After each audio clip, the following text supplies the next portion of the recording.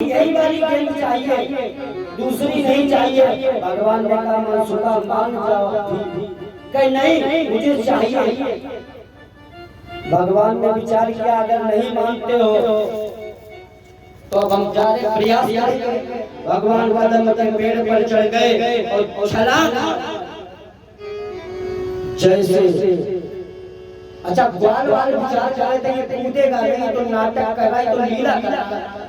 भगवान ने छलांग मार ली। परमात्मा कुछ ना कुछ बहाना चाहता है, भगवान कभी दोष नहीं देता।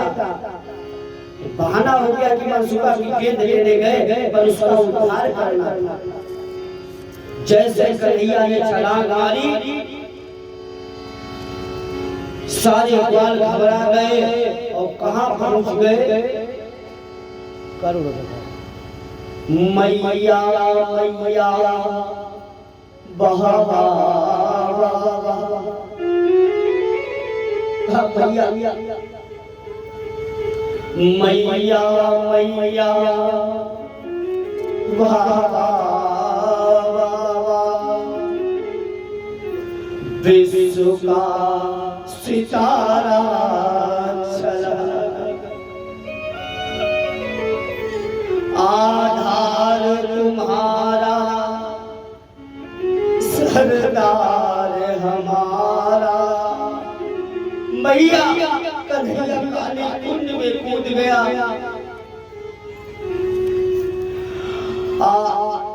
आधार तुम्हारा सरदार हमारा। मैया कन्हैया काली कुंड में कूद गया। जैसे मैया यशोदा के कानों में आवाज पड़ी, यशोदा चिल्लाई धार मार ओ मेरे छैया। कहाँ गए पीट कर मेरे कोमल कर। मैया रो रही। बलराम जी पास में आए, मैया को हृदय लगा लिया। मैया धैर्य धारण। मैया कहने लगी बलराम जी धैर्य धारण करने की बात कह रहे। मैया बोली लाडले क्या धाऊं धीर श्याम नीर में जा छुपा। कन्हैया जल में डूब गया है, कैसे मैं धैर्य धारण करूं? माता जैसा प्रेम करने वाला संसार में दूसरा कोई हो ही नहीं सकता। संसार में सभी के नापने के पैमाने बने हैं, पर माँ के हृदय में संतान के प्रति कितना प्रेम होता उसका कोई पैमाना नहीं। मैया कहे हाँ धीर धरो कैसे जब धीर धरैया चला गया। मैया चिंता मत करो, करो तो भगवान का चिंतन करो, सब कुछ ठीक हो जाएगा। कन्हैया को कुछ नहीं होगा। मैया बेसुध बेहोश हो गई, जमीन पर पड़ी। नंद बाबा पानी मुंह में डाल रहे, मैया को होश। और इधर भगवान काली कुंड में पहुंचे।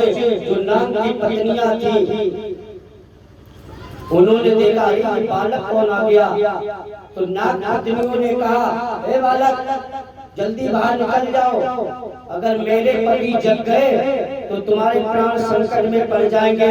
भगवान ने गंभीर वाणी में कहा हे नाग पत्नियों मैं तुम्हारे पति से ही मिलने के लिए आया। और जैसे भगवान ने कहा ये जो है काली जग गया, इसने भगवान को पूंछ से बांधना प्रारंभ किया।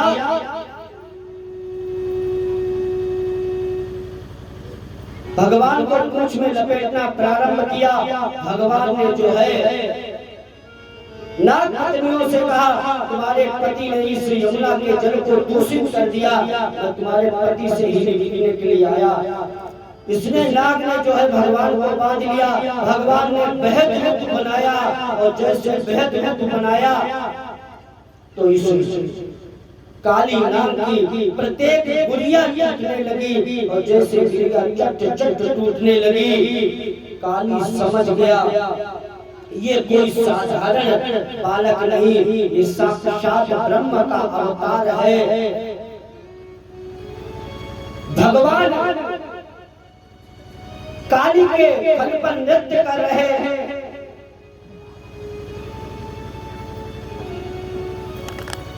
भगवान काली के भगवान ने कहा ये बताओ तुमने यमुना को दूषित क्यों किया? जैसे कहा यमुना को दूषित, तो काली ने कहा महाराज ये हमें बताओ मेरे अंदर जहर किसने दिया? भगवान 3 जगह उत्तर नहीं दे पाए, काली के सामने, बलि के सामने और बाली के सामने।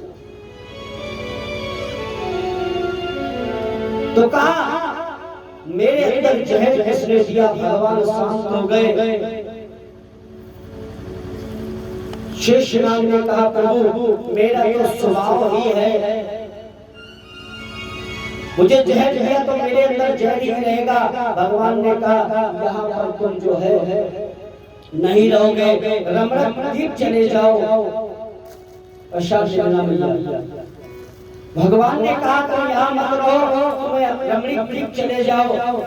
काली कहने लगा प्रभु वहाँ मुझे कोई खा लेगा, मेरे प्राण संकट में पड़ जाएंगे। भगवान ने कहा मैं तुम्हारे ऊपर अपने पैरों का चिन्ह लगाता हूँ, तुम्हें गरुड़ से कोई भय नहीं।